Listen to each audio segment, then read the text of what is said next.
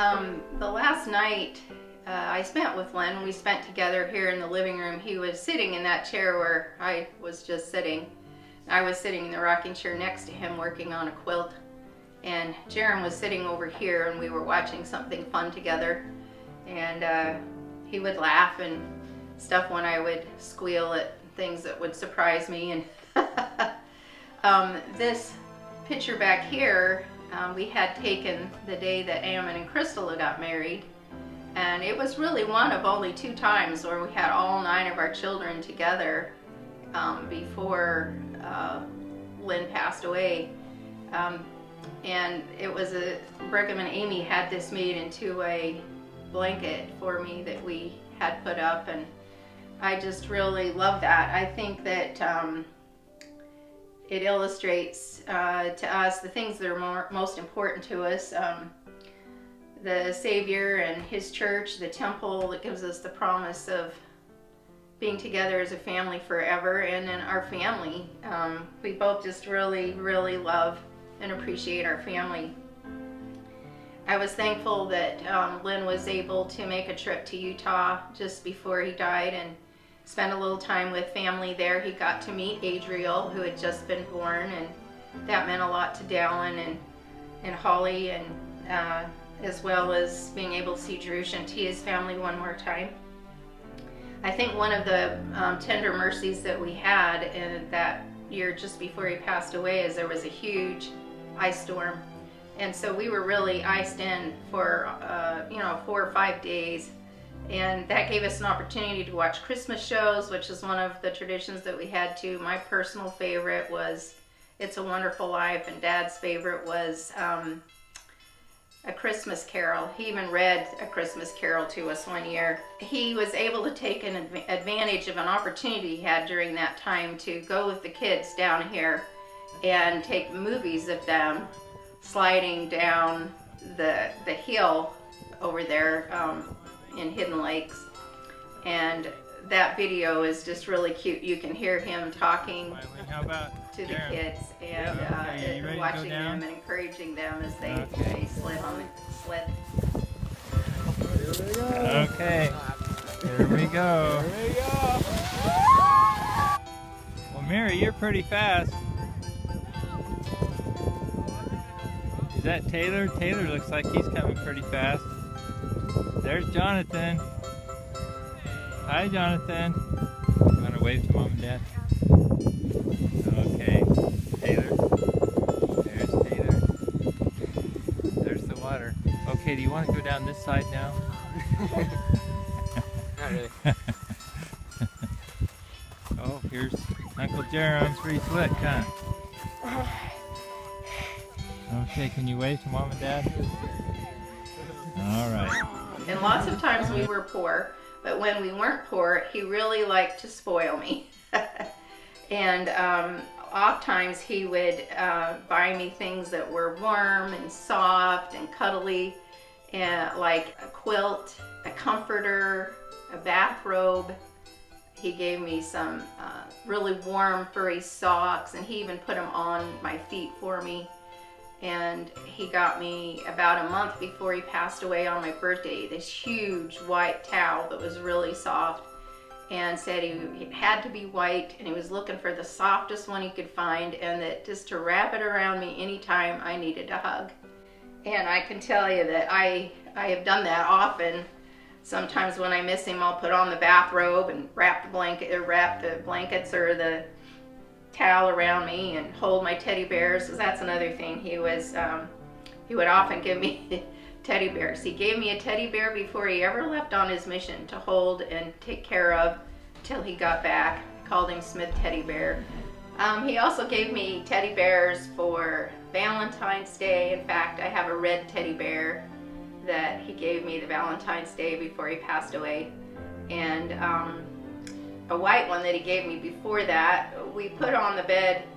Sometimes if we ever had a misunderstanding or had hurt feelings about something or another, one or the other of us would take that teddy bear and put it upside down on the bed, so that when the other person came in, it was a signal to them that we were head over heels in love. And good way to let each other know that, you know, whatever feelings we were having trouble with, we were feeling better. And that's one thing I really appreciated about Lynn, is that he told me he loved me every day, many, many times a day. And he would sometimes say, I think I tell you I love you too much. And I says, no, you don't.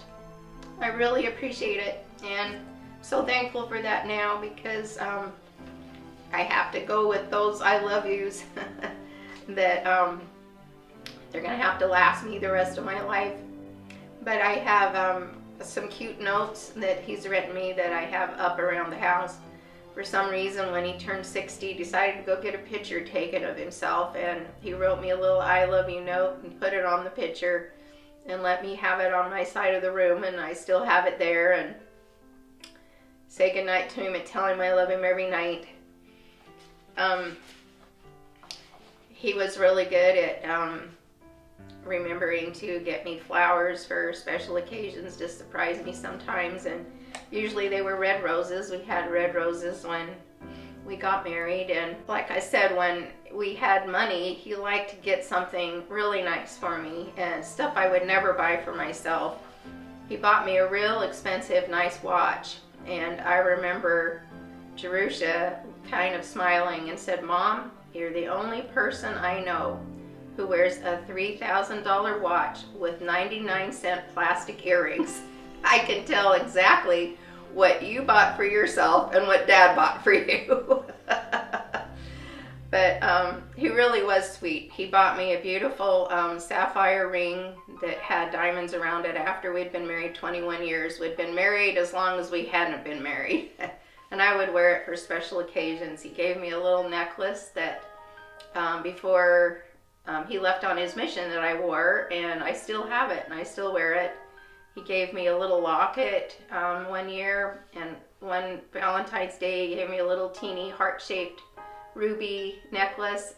He hand-carved a wooden heart, and then he had a stone heart that he gave me that he said I could carry around in my purse and have it reminding that he loved me. And he made a real special jewelry box, kind of a treasure box for me to keep things in.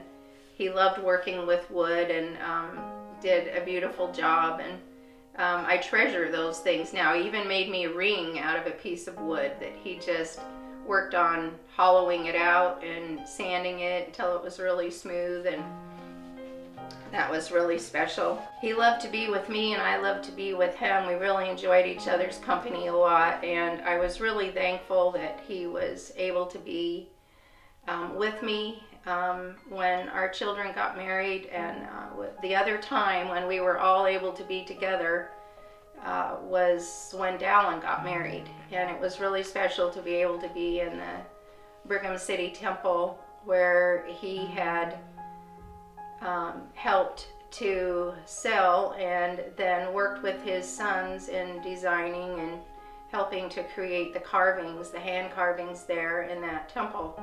And it was really cool to be able to be there with all of our kids in the ceiling room with those carvings around us that they had helped work on. And that was the February before he passed away, and it was just a real blessing that we were all able to be together.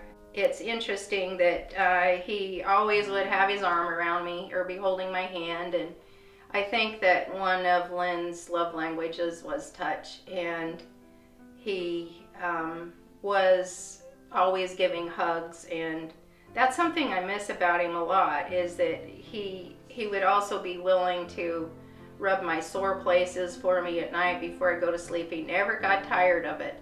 He just every night would just say, where are you sore, you know, and offer to rub my sore places so I could sleep. I really felt cherished by him, and I miss feeling cherished. He was good at that, though, you know. He was good at helping you feel like when you were with him that he could feel that he really cared about you. And I think that has been passed down some with some of his family. Jerem, for one, has decided to make massage therapy a career. He's likes being able to help people with pain and be able to feel better, and he's good at it. And I was thankful that he was able to be there when Tiara was married. I think Crystala was about ready to have a baby, so Ammon was with her, but everybody else was there. But when Faith got married, Dallin was on his mission, and when Brigham got married, Adam was on a mission. So I mean, we just had a lot of times when it was hard to get everybody together.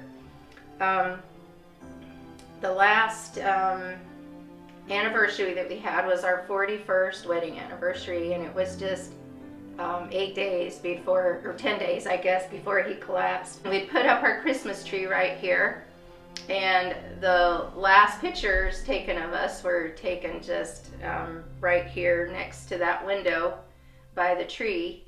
And Jerem took the pictures because he was here with us too.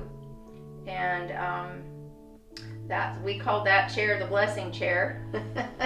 Lynn would often give me a blessing in that chair, and now his sons have given me blessings in that chair. We didn't have a lot of time or money on our anniversary to do anything in particular, so we had planned another train trip to go to San Antonio on the train, but of course he passed away before that happened.